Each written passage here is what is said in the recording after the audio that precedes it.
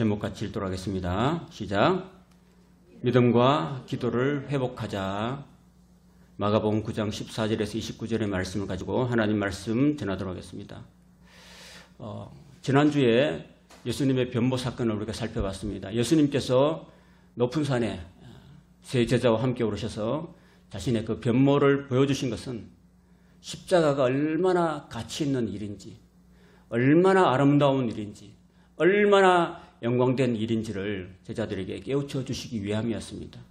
그리고 그 십자가의 사명을 감당하기 위해서는 하나님의 아들이라 할지라도 전적으로 하나님을 의지하고 기도하심으로써 하나님 주시는 능력을 힘입고 그렇게 가능하다는 것을 제자들에게 보여주시고 제자들도 자신을 따라오도록 가르쳐 주시기 위함이었습니다. 그런데 높은 산에 오르다 보니까 지친 제자들은 늦은 밤까지 하나님 앞에서 간절히 기도하시는 예수님과는 달리 기도는 하지 않고 오히려 깊이 졸고 있었다라는 것입니다. 이것이 문제입니다. 기도할 시간에 기도하지 않고 졸다든지 잠잔다든지 딴짓을 한다는 것이 문제라는 것입니다. 겟세마네 동산에서도 똑같은 상황이었습니다. 예수님은 그들이 졸고 자고 있을 때 너희가 나와 함께 1시간 동안도 깨어있을 수 없느냐, 나와 함께 1시간도 기도할 수 없느냐고 그렇게 안타깝게 책망하셨습니다. 변화산에서 기도하시는 중에 변화하신 예수님께 하나님의 권능과 영광이 임하여서 장차 오실 찬란한 그런 부활과 생명의 주로 용모가 그렇게 바뀌어지신 것입니다. 그런 반면에 산 아래 제자들은 예수님과 수제자들이 없는 사이에 어려운 문제에 직면하게 되었다는 것입니다. 어릴 때부터 말 못하는 귀신이 들린 그 아이를 아버지가 데려왔는데 어쩔 수 없이 남은 이 9명의 제자들이 이 문제를 해결해야 될 그런 상황이 닥친 것이었습니다. 자, 이때 이 제자들은 이제 우리의 능력을 발휘해보자 하면서 각자가 다 귀신에게 예수 이름으로 귀신아 떠나가라고 명하였지만은 그 귀신은 좀처럼 낫나가고 강하게 정하고 있어서 고전하고 있었다라는 것입니다. 그 와중에 귀신이 안 나가는 모습들을 보고 서기관들이 와가지고 제자들 향해서 귀신을 쫓아내지 못하는 그런 모습을 조롱하고 비난하고 힐난했던 것 같습니다. 정작 아이는 고치지 못하고 많은 사람들 앞에서 그 문제로 변론을 일삼고 다투는 그런 부끄러운 상황을 맞이하게 되었다라는 것입니다. 14절 같이 읽겠습니다. 이에 그들이 제자들에게 와서 보니 그 무리가 그들을 둘러싸고 서기관들이 그들과 더불어 변론하고 있더라. 이 모습은 제자들의 그 무능함을 드러내는 동시에 하나님의 영광을 가리우는 그런 부끄러운 그런 일이었습니다. 오늘날 세상에서 악한 귀신은 날이 갈수록 더욱더 활개치고 있지만은 이단과 사비는 더욱더 기성을 부리고 있지만은 정작 하나님의 교회, 이 정상적인 교회 공동체, 제자 공동체는 이 약한 영적 세력이 사람을 죽음으로 몰고 가고 있고 철저하게 유린하고 있는 상황에 아무런 대처를 하지 못하고 영적인 능력을 상실한 채로 무력해져 있고 귀신 쫓는 것이 옳으냐 그러냐 이런 별 도움이 안 되는 쓰잘데기 없는 변론만 왈가왈부하면서 사람들 앞에서 하나님의 영광을 드러내지 못하고 있는 안타까운 현실이었다라는 것입니다. 오늘은 이 문제에 대해서 우리가 함께 살펴보고 제자 공동체라고 할 수 있는 우리 오늘날의 교회의 이 부끄러운 모습을 솔직하게 돌아보고 교회가 또 우리 그리스도인들이 앞으로 어떻게 대처해야 될지 주님의 음성을 듣고 믿음과 기도를 회복할 수 있는 그런 계기가 또 그런 시간이 될 수 있기를 간절히 축복합니다. 15절 읽겠습니다. 온 무리가 곧 예수를 보고 매우 놀라며 달려와 문안하거늘. 산 아래는 세 부류가 있습니다. 9명의 남은 제자들 한 부류, 그다음 서기관들 한 부류, 그리고 무리들입니다. 지금 제자들의 그 무능함으로 귀신을 쫓아내지 못해서 아이는 그대로 길신 들린 채로 시달리고 있고 아버지는 고통 가운데 있고 제자들은 서기관들에게 일방적으로 비난당하고 공격당하고 있는 이 상황에서 마침 산 아래에 도착한 예수님을 보고 온 무리의 반응은 먼저 매우 놀랐다는 것입니다. 여러분 왜 예수님 보고 놀랐을까요? 전날 밤에 산에서 기도하신 중에 영광스럽게 변모하신 그 하나님 나라의 권능을 나타내 보여주신 예수님이셨기 때문에 아직 만 한으로 안 지난 지금 이 시간에 예수님을 한눈에 딱 봐도 세상 사람들이 예수님을 딱 한눈에 봐도 하나님의 거룩한 신성이 느껴졌다는 것입니다. 여러분 40일 동안 하나님과 대면하고 산 밑으로 내려온 모세의 얼굴에 광채가 나서 사람들이 감히 모세의 얼굴을 쳐다보지 못할 정도로 아니겠습니까? 그래서 모세의 얼굴에 수건을 덮었지 않습니까? 그런데 예수님은 그 정도로 사람들에게 두려움을 끼치지 않았습니다. 예수님의 그 인자하신 모습, 변화되었지만은 영광스러운 모습으로 나타났지만 그래도 사람들에게 두려운 모습이 아니라 사람들이 달려와서 무난하고 인사할 정도로 인자하고 자비로운 모습으로 그들에게 나타났다는 것입니다. 그들이 달려와서 인사하는 행동을 보면은 이 거룩한 예수님께서 이 지금 현재 닥쳐있는 곤혹스러운 상황, 귀신 들린 아이와 그 아버지의 고통을 시원하게 해결해 주실 분은 오직 예수님밖에 없다는 그들의 어떤 기대감과 소망이 이 그들의 행동에 담겨 있었다라는 것입니다.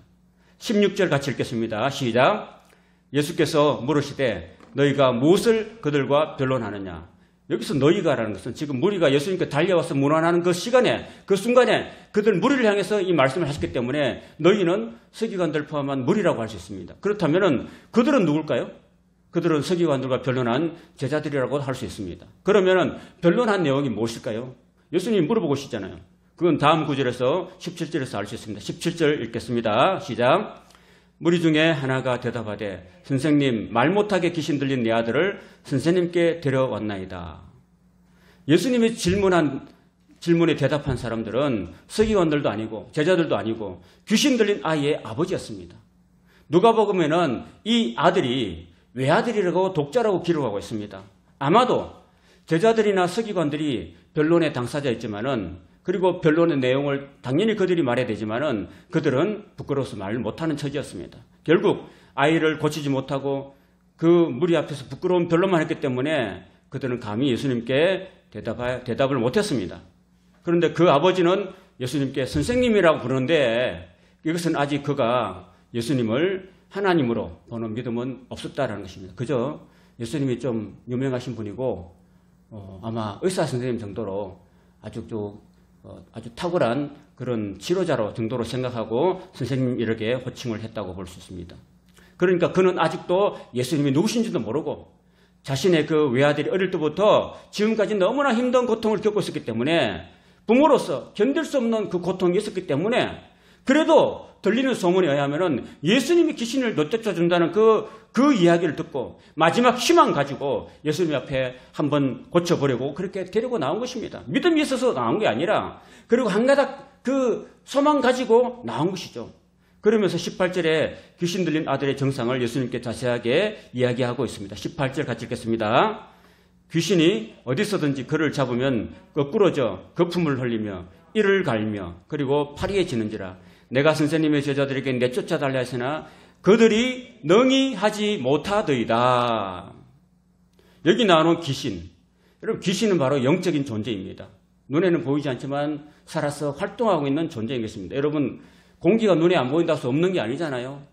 귀신은 눈에 안 보인다고 해서 없다고 단정할 수 없습니다. 눈에 보이지 않지만은 있는 실체입니다. 하나님도 여러분 눈에 보이지 않지만 계신 실체입니다.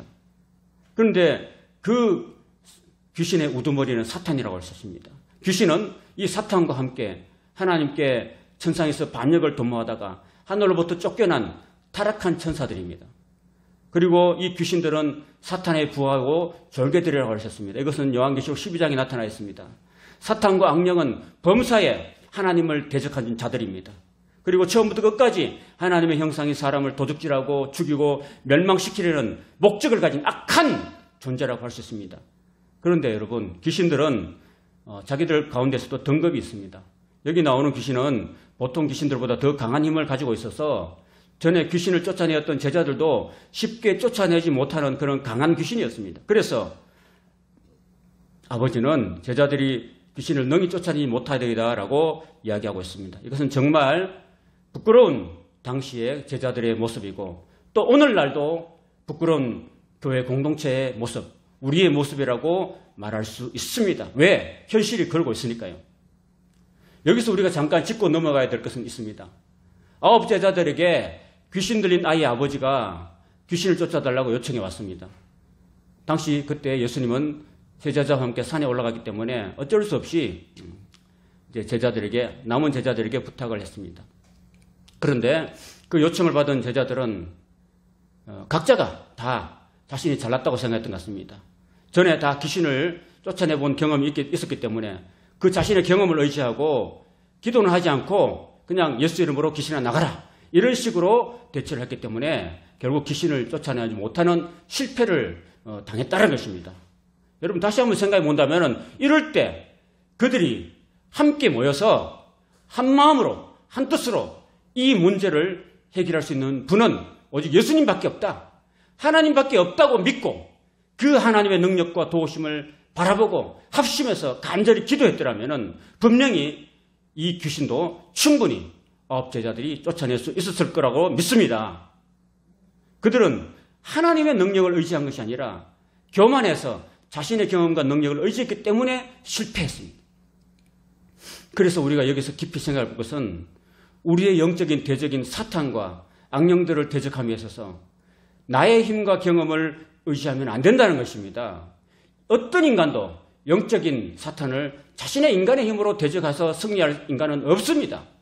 오직 사탄과 악령을 대적해서 이길 수 있는 분은 바로 전능하신 하나님이고 예수님인 줄로 믿습니다. 그 하나님의 능력, 예수님의 능력을 바라보고 의지하고 그리고 구하는 그런 믿음의 자세가 그들에게 필요했고 또한 오늘 저와 여러분들에게, 오늘 교회 공동체에게 필요하다는 것입니다. 귀신을 쫓아내는 권능은 사람에서 나오지 않고 오직 하나님으로부터, 예수님으로부터 나오기 때문입니다. 제자들의 실패는 바로 이 때문이었습니다. 하나님을 의지하지 않는 영적 자만, 그리고 귀신을 전에 쫓아냈다고 해서 우습게 여기고 쉽게 기도하지 않고 대처한 영적 방심에서 비롯된 것이라고 할 수 있습니다. 저는 지금은 하지 않지만 옛날에 학교 다닐 때 바둑을 굉장히 좋아했습니다. 그래서 친구들과 함께 이제 수시로 바둑을 두곤 했는데 그 바둑을 두다 보면은 굉장히 내가 승기를 잡았을 때가 있습니다. 자, 그때 제가 이 정도면 내가 이겼다, 이제 끝났다라고 생각하고 이제 상대방이 어떤 수를 두든 내가 방심을 합니다. 상대방이 어떤 수를 두든 그냥 방심하고 대충 뜨다 보면은 어느 순간에 역전되어 가지고 나의 대마가 다 몰사해서 패배하고 마는 경우를 종종 당하고 했습니다. 바로 이런 부분도, 영적인 부분에도 적용될 수 있는 것입니다. 예수님의 제자들이 바로 영적인 자만과 영적인 방심으로 말미암아서 그들은 귀신에게 철저히 유린당하고 또 사람들에게 부끄러움을 당하고 창피를 당하고 하나님의 영광을 드러내지 못했다는 것입니다. 그런 제자들 향해서 예수님은 강하게 안타깝게 책망하고 계십니다. 19절 읽겠습니다. 시작. 대답하여 이르시되 믿음이 없는 세대여, 내가 얼마나 너희와 함께 있으며 얼마나 너희에게 참으리요, 그를 내게로 데려오라 하시매. 예수님께서는 지금 제자들이 이 악한 귀신을 쫓아내지 못한 것을 안타까워하시면서 그들을 향해서 무엇이라고 말씀하고 있습니까? 따라해 봅시다. 믿음이 없는 세대여, 믿음이 없는 세대여, 이렇게 주님은 책망하시고 탄식하십니다. 제가 15절에 설명했듯이 이 세대라는 것은요, 여기 있는 제자들과 서기관들과 그 모인 모든 무리를 다 지칭하고 있습니다. 이들이 다 한결같이 믿음이 없다고 주님은 말씀하고 계신 것입니다. 오늘날 하나님 없이 사는 세상, 하나님을 의지하지 않는 모든 세상 사람들, 그리고 교회를 다니지만은 자신의 힘을 의지하고 하나님을 향해서 믿음도 없고 하나님을 의지하지 않고 하나님께 기도도 하지 않는 그런 모든 사람들을 다 통틀어서 믿음이 없는 세대라고 주님은 책망하시고 계신 것입니다. 그러면서 이제 얼마 오면 예수님 자신이 십자가에 죽으시고 부활하시고 성찰하시면 더 이상 제자들과 함께 할 수 없는 그런 상황이기 때문에 내가 너희와 이제 얼마나 함께 있어야 되겠는가? 그동안 너희들과 함께 3년 동안 있었지 않은가? 얼마나 너희들의 그 믿음 없는 자세, 너희들의 그 영적인 자만과 그리고 너희들의 영적인 방심의 가세를 내가 도대체 언제까지 내가 너희에게 참아야 되겠느냐? 이렇게 주님께서 안타깝게 책망하고 계시는 것입니다. 예수님이 이틀만 자리를 비워도 예수님을 절대적으로 의지하지 않는 제자들의 그 불신앙적인 태도를 예수님이 말씀하시고 지적하시는 것입니다. 이런 걸 보면 제자들은 아직도 멀었다는 것입니다. 그런 제자들의 모습이 오늘 저와 여러분의 모습이고 오늘 한국교회의 공동체의 모습이 아니겠습니까? 우리는 이 자신들의 모습을 철저히 우리는 바라보고 하나님께 회개하고 주님, 우리는 지금 믿음 없는 세대로 살고 있습니다. 세상이 다 사탄과 악령들에서 유린당하고 있지만 오늘 제자 공동체, 교회 공동체는 다 아무런 능력도 없이 영적 무기를 가지고 그저 바라보고 그저 다툼과 별로만 일삼고 있는 쓸데없는 짓만 하고 있는 그런 오늘 우리의 모습이 아닙니까? 하고 우리는 회개하고 정말 탄식하고 다시 한번 부러져서 회복을 달라고 기도해야 되는 때인 줄로 믿습니다. 결국은 예수님께서 그 일을 담당할 수밖에 없습니다. 결국은 예수님께로 데려오라고 명하고 계십니다. 20절입니다. 같이 읽겠습니다. 시작. 이에 데리고 오니 귀신이 예수를 보고 곧 그 아이로 심히 경련을 일으키게 하는지라 그가 땅에 엎드러져 구르며 거품을 흘리더라. 이 증상이 어떤 것입니까? 간질 아닙니까? 마태복음의 기록에 보면은 그가 아버지가 간질병이라고 이야기하고 있습니다. 그 아이 속에 들어있는 귀신이 만왕의 왕이신 예수님 앞에서도 지금 최후의 발악을 하고 있지 않습니까? 여러분, 한번 사람 속에 들어온 귀신은 좀처럼 안 나갑니다. 그 사람에게서 끝까지 붙어서 그를 죽음으로 몰고 갈 때까지, 그를 멸망시키기까지, 지옥으로 끌어갈 때까지 철저하게 유린하고 또 도둑질하고 죽이고 멸망시킨다는 사실입니다. 그렇기 때문에 오늘 저와 여러분들도 악한 귀신이 우리 마음속에 들어와서 저와 여러분을 유린하지 못하도록 우리의 내면과 마음을 지키고 방심하지 말아야 될 줄로 믿습니다. 어떨 때 귀신이 우리 마음에 들어온지 아십니까? 우리 마음에 미움과 분노, 시기와 질투, 탐욕을 계속해서 버리지 못하고 가지고 있을 때 그 가운데 귀신이 틈탄다는 사실인 것입니다. 예를 들어서 구약의 사울 왕은 그런 소리를 들었습니다. 다윗은 만만이요 사울은 천천히로다.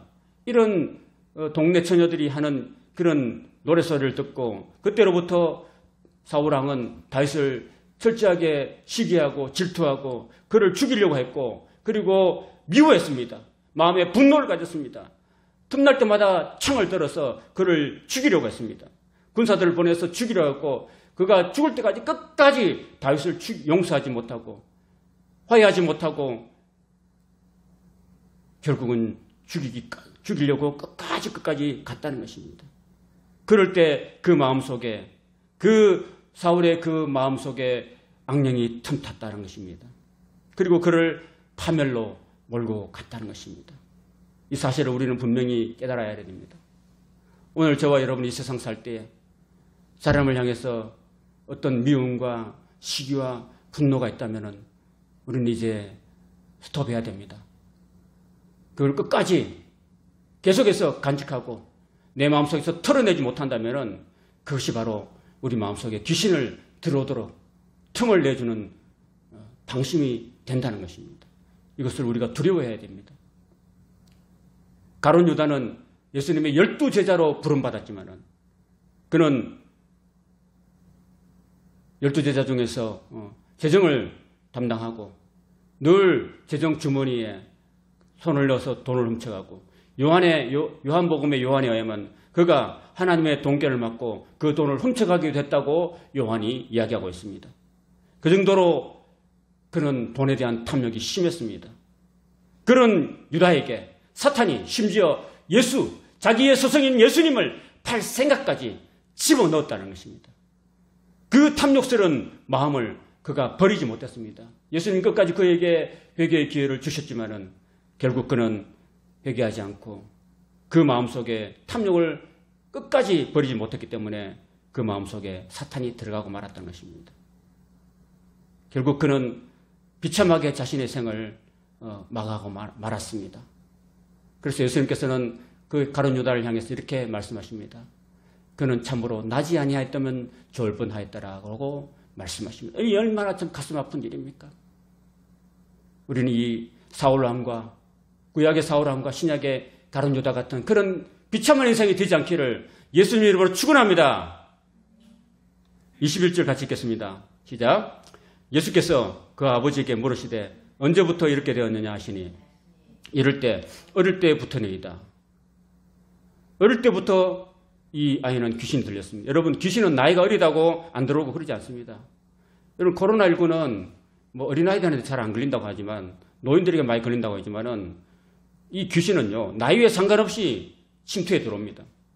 특별히 어린아이에게도 귀신이 들어올 수 있다는 것을 오늘 이 사건을 통해서 우리에게 보여주고 증명하고 있는 것입니다.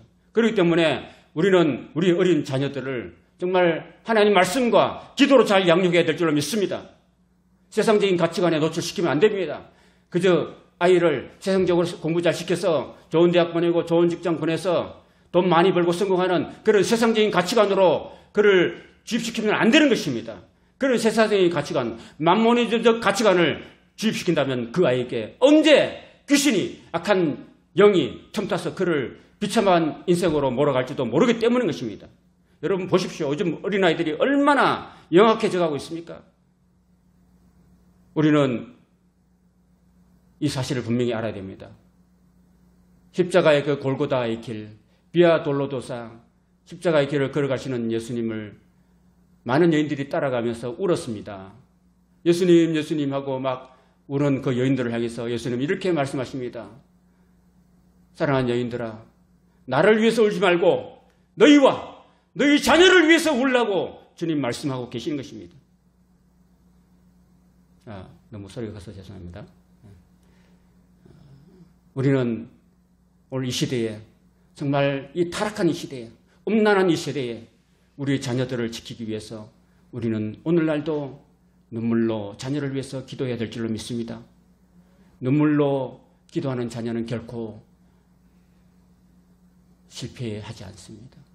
결코 잘못된 길로 빠지지 않습니다. 혹 잘못된 길로 빠졌다 할지라도 그는 다시 회개하고 하나님께로 돌아올 줄로 믿습니다. 우리가 자녀를 잘 기르기 위해서는 부모된 우리 자신이 먼저 하나님을 잘 믿고 하나님을 경외하는 그런 믿음 위에 굳게 서야 될 줄로 믿습니다. 디모데가 훌륭하게 자라나서 하나님의 아름다운 일꾼이 된 것은 그의 외할머니 로이스와 그의 어머니 유니게 속에 있었던 그 아름다운 믿음의 유산 때문이었다는 것입니다. 디모데후서 1장 5절 같이 읽도록 하겠습니다. 시작. 이는 내 속에 거짓이 없는 믿음이 있음을 생각합니다. 이 믿음은 먼저 내 외조모 로이스와 내 어머니 유니게 속에 있더니 내 속에도 있는 줄을 확신하노라. 내 속이라는 것은 바로 디모데의 마음속에도 있다라는 말인 것입니다. 사랑하는 여러분, 오늘 이 말씀 우리가 깊생해야 됩니다. 우리의 가장 소중한 그런 자녀들을 위해서 우리는 정말로 믿음을 유산으로 물려줄 수 있는 우리 부모가 될 수 있기를 간절히 바랍니다. 22절입니다. 귀신이 그를 죽이려고 불과 물에 자주 던졌나이다. 그러나 무엇을 하실 수 있거든 우리를 불쌍히 여기사 도와주옵소서. 귀신이 그를 죽이려고 물과 불에 자주 던졌습니다. 불에 들어가는 건 죽잖아요. 깊은 물에 던져도 죽잖아요. 이렇게 귀신들은 사람을 도적질하고 죽이려고 애를 쓰고 있습니다. 그런데 이사야에 보면은 그런 말씀이 있습니다. 너희가 불 가운데로 지날지라도 내가 너를 지키며 너희가 물 가운데 지날지라도 내가 너를 보호할 것이라는 말씀을 하고 있습니다. 하나님은 우리를 불 가운데도 지키시고 물 가운데도 우리를 보호하시고 지키시는 분인데 귀신들은 우리 사람을 불에 던지고 물에 던져가지고 죽이려고 안간힘을 쓰고 있다는 사실을 우리가 알아야 되는 것입니다. 우리는 성령의 사람이 되어야 됩니까? 귀신에 속한 사람이 되어야 됩니까? 우리는 하나님에 속한 사람, 예수님께 속한 사람, 성령님께 속한 사람이 되어야 될 줄로 믿습니다. 이 아버지가 이렇게 말합니다. 무엇을 하실 수 있거든. 영어로 말하면 if you can do anything. 이 말은 이 아이의 아버지가 예수님을 아직도 100% 아니 50%도 지금 신뢰하지 않는다는 말이에요. 그러면서 우리 즉 자신과 자기의 외아들 그리고 자기 가족들을 불쌍히 여겨달라고 도와달라고 간청하고 있습니다. 물론 예수님께서는 사랑의 하나님이기 때문에 그들을 진정 불쌍히 여기시고 또 도와달라고 간청하는 것을 외면하지 않고 도와주십니다. 그러나 단 그 아버지의 올바른 믿음의 자세를 먼저 교정해 주시는 것이 필요함을 아시고 23절에 이렇게 말씀하시고 있습니다. 23절 같이 읽겠습니다. 다 같이 크게 시작. 예수께서 이르시되 할 수 있거든이 무슨 말이냐? 믿는 자에게는 능히 하지 못할 일이 없느니라 하시니. 예수님이 하신 말씀은 이런 뜻입니다. 내가 하나님인데 나는 전능하신 하나님한테 나에게 당신이 뭐라고 할 수 있는 일이 있다면 이렇게 하는 게 말이 되느냐? 그런 말씀이죠. 지금 핵심이 뭡니까? 내가 뭘 할 수 있는지 없는지가 중요한 게 아니다. 중요한 것은 네가 나를 100% 하나님으로 믿고 신뢰하느냐? 이게 문제다 라고 말씀하시는 거죠. 나를 믿는 자는 능히 하지 못할 일이 없다고 예수님이 분명하게 말씀하시고 계십니다.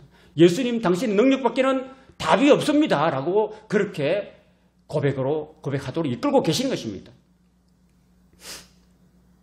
우리는 인생사 어떤 일이든 크고 작은 모든 일에 바로 주님만이 우리 인생의 문제를 근본적으로 해결해 주시는 분이심을 우리도 믿습니다.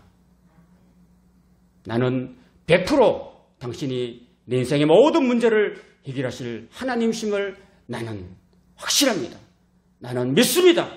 이런 고백이 오늘날 저와 여러분에게도 우리 공동체에도 있어야 될 줄로 믿습니다. 예수님이 말꼬리 붙잡고 늘어지는 게 아닙니다. 예수님은 그 아이의 아버지가 지금 믿음이 아직 부족하기 때문에 믿음이 없는 상태이기 때문에 그 아버지에게 이런 말씀을 하심으로 통해서 그 아버지로부터 예수님이 원하시는 그런 믿음을 지금 이끌어내시고 있는 것입니다. 그 믿음을 이끌어내신 다음에 비로소 예수님은 역사하실 수가 있기 때문이었습니다. 24절 읽겠습니다. 시작. 곧 그 아이의 아버지가 소리를 질러 이르되 내가 믿나이다. 나의 믿음 없는 것을 도와주소서 하더라. 이 아버지의 솔직한 고백과 나의 믿음 없는 것을 도와주소서라는 정직한 그런 고백과 요청이 있었을 때 비로소 예수님은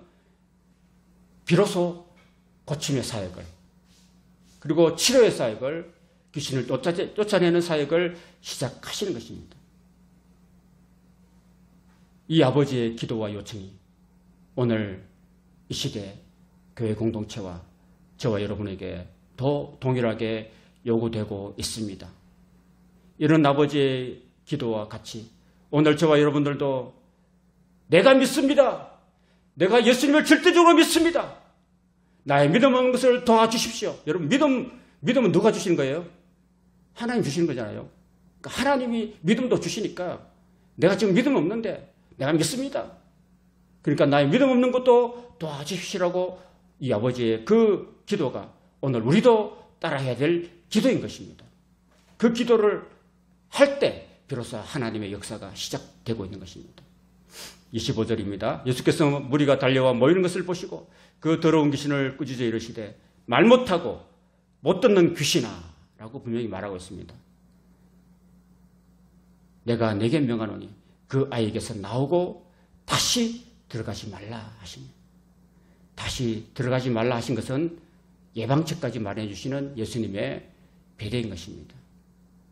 자, 이 말을 귀신이 들어야 될까 안 들어야 될까요? 귀신은 무조건 들어야 됩니다.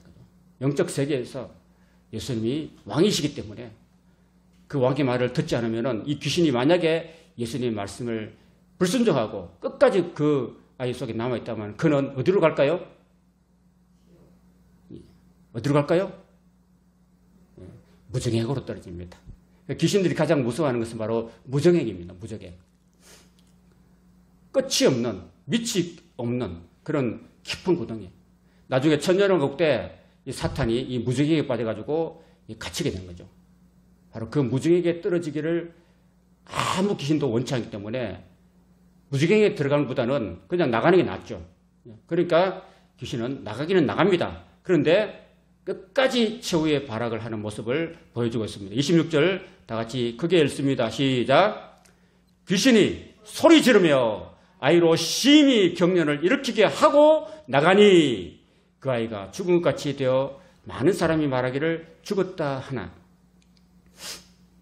정말 아이가 막 죽을 정도로 온갖 발악을 다 하고 그렇게 귀신 나가는 모습을 보여주고 있습니다.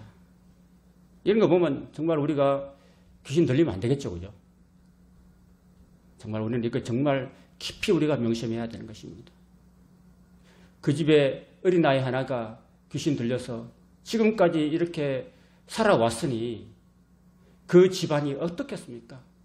얼마나 그 집안이 어둡고 캄캄하고 절망적이겠습니까? 그 집안이 하루라도 우는 날이 있었겠습니까? 그 집안은 정말 불행의 연속이었고 어둠의 연속이었고 정말 마지못해서 살아가는 지옥 같은 나날이었을 것입니다. 그러니 우리가 이 영적인 이런 원수마귀 사탄 그리고 악령들을 우리가 대적해서 이 교회 공동체가 이 세상을 향해서 세상을 짓누르고 세상 사람들을 짓밟고 죽음으로 몰고 가 있는 악령들을 우리가 대항해서 예수님의 이름으로 우리가 믿음과 기도로 싸우고 이 어둠의 세력들을 몰아내고 이 세상을 하나님 나라로 바꿔 가야 되는 이 사명을, 이 거룩한 사명, 이 생명의 사명을 오늘 우리 교회 공동체가 바르게 제대로 감당해야 될 줄로 믿습니다. 27절 예수께서 그 손을 잡아 일으키시니 이에 일어섭니다. 집에 들어가시매 제자들이 조용히 묻자오되 왜 조용히 물었습니까? 부끄러우니까. 이렇게 말합니다. 예수님, 우리는 어찌하여 능히 그 귀신을 쫓아내지 못하였습니까? 예수님께서 말씀하십니다. 29절 다 같이 크게 읽겠습니다. 시작. 이르시되 기도 외에 다른 것으로는 이런 종류가 나갈 수 없느니라 하시니라. 이런 종류라는 것은요, 이런 악한 종류의 귀신입니다. 19절에는 귀신을 쫓아내지 못한 제자들을 향해서 믿음이 없는 세대여라고 하시면서 책망하신 예수님이 이젠 너희가 기도하지 않았기 때문에 그 귀신을 쫓아내지 못했다고 말씀하십니다. 그렇다면 믿음이 없다는 말과 기도하지 않았다는 말은 같은 말입니까? 다른 말입니까? 일맥상통하는 말이죠. 즉 믿음이라는 것은요, 예수님이 아니면 안 됩니다라는 마음의 태도고, 기도라는 것은 그런 마음으로 예수님이 아니면 절대로 이 문제를 해결할 수 없습니다. 예수님만이 답이다라는 그런 마음으로 하나님의 능력을 구하는 그런 표현인 것입니다. 믿음이 본질이라면 기도는 표현인 것입니다. 그러므로 믿음 있는 사람은 기도하는 사람이고 믿음이 없는 사람은 기도하지 않는 사람인 것입니다. 믿음이 있어서 기도하는 사람에게는 하나님이 권능이 함께 하시고 악한 귀신도 쫓아낼 수 있지만 믿음이 없어서 기도하지 않는 사람에게는 악한 귀신을 쫓아낼 권능이 함께 하지 않기 때문에 지금의 제자들처럼 오늘날의 교회 공동체처럼 귀신을 쫓아내는 일에 실패하고 마는 것입니다. 이것은 오늘 우리들에게도 동일하게 적용되는 것입니다. 우리는 예수를 믿고 하나님 말씀을 들으며 교회를 다니며 신앙생활을 하고 있습니다. 이 신앙생활은 것은 사람과의 싸움이 아닌 것입니다. 이것은 바로 영적인 씨름이요, 영적인 싸움인 것입니다. 그래서 에베소에서 사도 바울은 우리의 대적은 혈과 육이 아니요 하늘에 있는 악한 영들에 대함이라고 분명히 말씀하고 있습니다. 귀신 들린 이 세상에서 귀신을 쫓아내고 이 어둠의 나라를 하나님 나라로 바꾸기 위해서 우리는 반드시 귀신을 몰아내기 위해서 악한 영들을 몰아내고 하나님 나라를 이 땅에 확장해 가기 위해서는 절대적으로 예수님을 의지하는 믿음이 우리에게 필요할 줄 믿습니다. 그 믿음으로 간구하는 기도가 오늘 우리에게도 필요할 줄로 믿습니다. 필요합니다. 이것을 우리가 구해야 되고 우리가 가져야 되는 것입니다. 이런 예수님을 절대적으로 믿는 이 믿음과 기도로서 영적인 싸움에서 승리하시고 하나님 나라를 확장해 가시는 주님의 제자들 다 될 수 있기를, 우리 교회가 될 수 있기를 주님의 이름으로 축복합니다. 아멘.